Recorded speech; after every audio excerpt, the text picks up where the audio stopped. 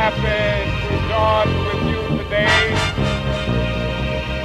in what will go down in history as the greatest demonstration for freedom in the history of our nation.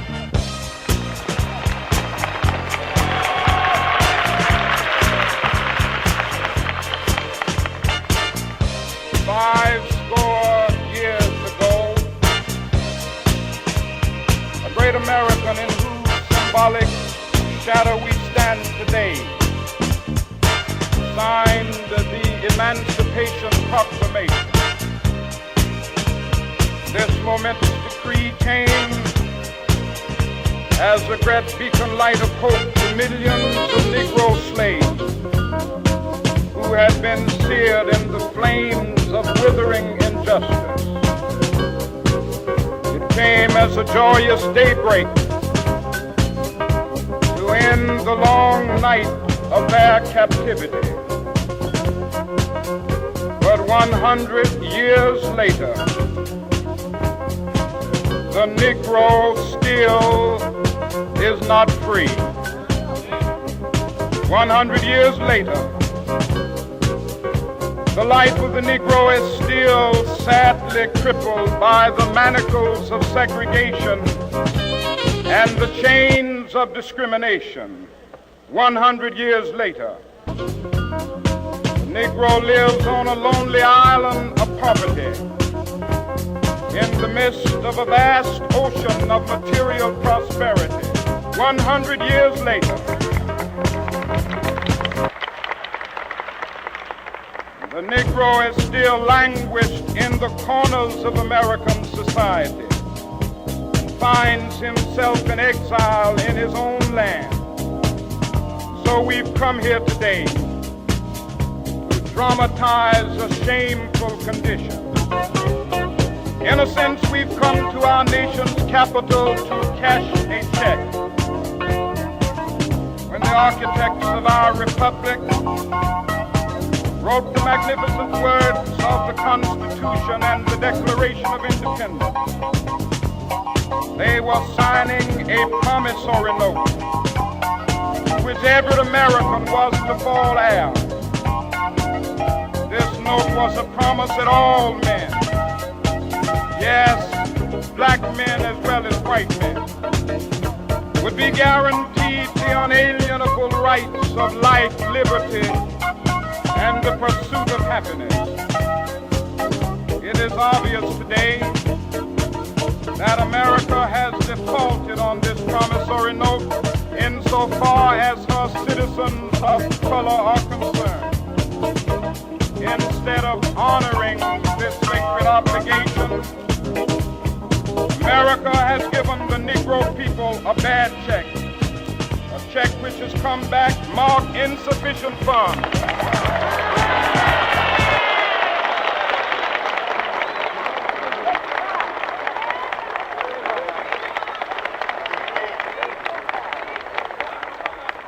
But we refuse to believe that the Bank of Justice is bankrupt. We refuse to believe that there are insufficient funds in the great vaults of opportunity of this nation.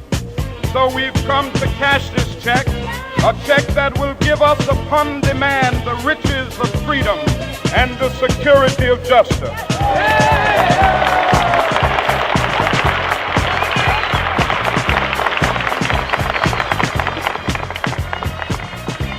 We have also come to this hallowed spot to remind America of the fierce urgency of now. This is no time to engage in the luxury of cooling off or to take the tranquilizing drug of gradualism.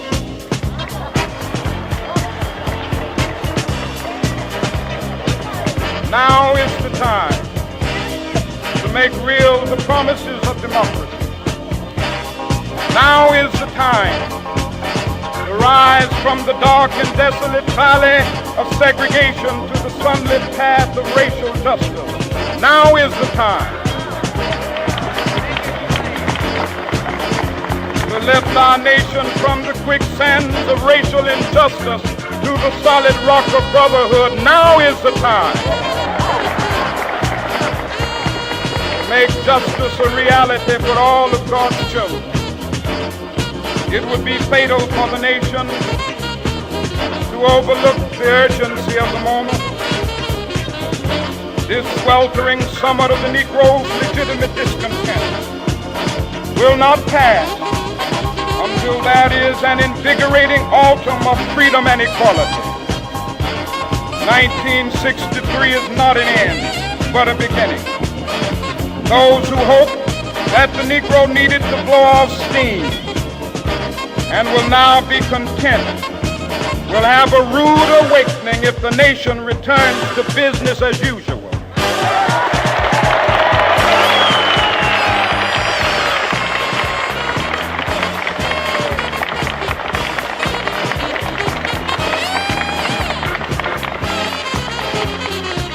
There will be neither rest nor tranquility in America until the Negro is granted his citizenship rights. The whirlwinds of revolt will continue to shake the foundations of our nation until the bright day of justice emerges. That is something that I must say to my people who stand on the warm threshold which leads into the palace of justice. In the process of gaining our rightful place, we must not be guilty of wrongful deeds. Let us not seek to satisfy our thirst for freedom by drinking from the cup of bitterness and hatred.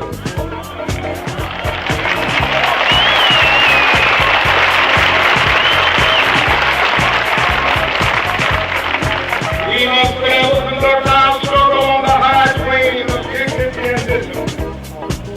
We must not allow our creative protests to degenerate into physical violence. Again and again, we must rise to the majestic heights of meeting physical force with soul force. The marvelous new militancy which has engulfed the Negro community must not lead us to a distrust of all white people. For many of our white brothers, as evidenced by their presence here today, have come to realize that their destiny is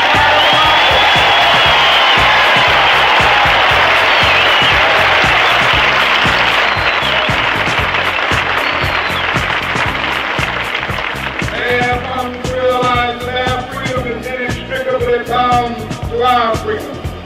We cannot walk alone. As we walk, we must make the pledge that we shall always march ahead. We cannot turn back. There are those who are asking the devotees of civil rights, when will you be satisfied? We can never be satisfied as long as the Negro is the victim of the unspeakable horrors of police brutality. We can never be satisfied. As long as our body is heavy with the fatigue of travel, cannot gain lodging in the motels of the highways and the hotels of the city.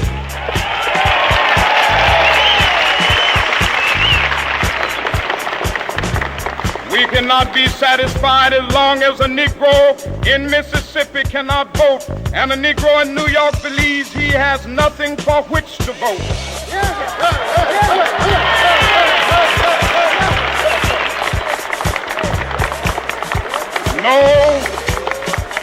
No, we are not satisfied, and we will not be satisfied until justice rolls down like waters and righteousness like a mighty stream.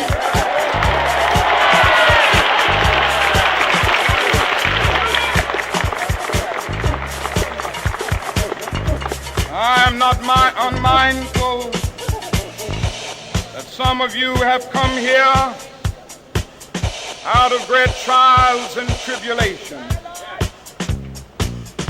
Some of you have come fresh from narrow jail cells. Some of you have come from areas where your quest for freedom left you battered by the storms of persecution and staggered by the winds of police brutality. You have been the veterans of creative suffering. Continue to work with the faith that unearned suffering is redemptive. Go back to Mississippi. Go back to Alabama. Go back to South Carolina. Go back to Georgia. Go back to Louisiana. Go back to the slums and ghettos of our northern cities, knowing that somehow this situation can and will be changed.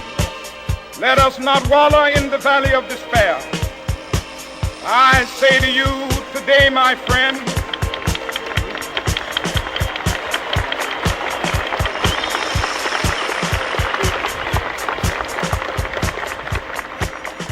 so even though we face the difficulties of today and tomorrow, I still have a dream. It is a dream deeply rooted in the American dream. I have a dream that one day this nation will rise up and live out the true meaning of its creed.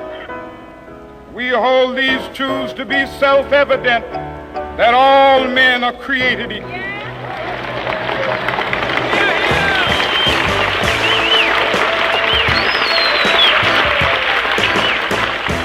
I have a dream that one day on the red hills of Georgia, sons of former slaves and the sons of former slave owners will be able to sit down together at the table of brotherhood. I have a dream that one day even the state of Mississippi, a state sweltering with the heat of injustice, sweltering with the heat of oppression, be transformed into an oasis of freedom and justice. I have a dream. My 4 little children one day live in a nation where they will not be judged by the color of their skin, but by the content of their character. I have a dream today.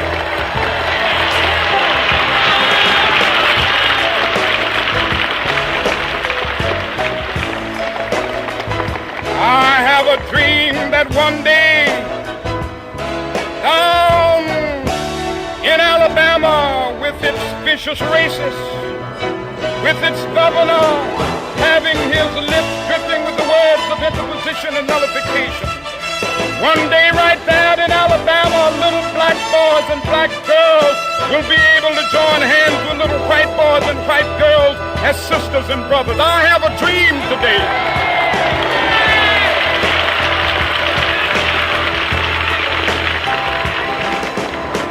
I have a dream that one day every valley shall be exalted, every hill and mountain shall be made low, the rough places will be made plain, and the crooked places will be made straight, and the glory of the Lord shall be revealed, and all flesh shall see it together.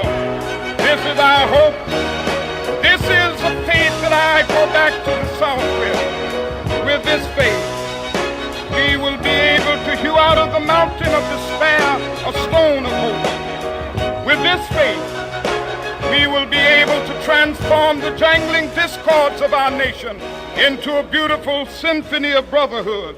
With this faith, we will be able to work together, to pray together, to struggle together, to go to jail together, to stand up for freedom together, knowing that we will be free one day. This will be the day. This will be the day when all of God's children be able to sing with new meaning, "My country, tears of thee." Sweet land of liberty, of thee I sing. Land where my fathers died, land of the pilgrim's cry. From every mountainside, let freedom ring. And if America is to be a great nation, this must become true. So let freedom ring. From the prodigious hilltops of New Hampshire, let freedom ring. From the mighty mountains of New York, let freedom ring. From the heightening Alleghanies of Pennsylvania, Let freedom ring from the snow-capped Rockies of Colorado. Let freedom ring from the palatial slopes of California. But not only that, let freedom ring from Stone Mountain of Georgia. Let freedom ring from Lookout Mountain of Tennessee.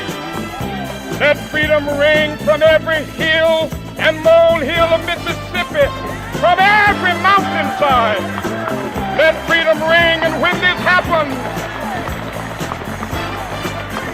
when we allow freedom ring, when we let it ring from every village and every hamlet, from every state and every city, we will be able to speed up that day when all of God's children, black men and white men, Jews and Gentiles, Protestants and Catholics, will be able to join hands and sing in the words of the old Negro spiritual, free at last, free at last. Thank God Almighty, we are free at last.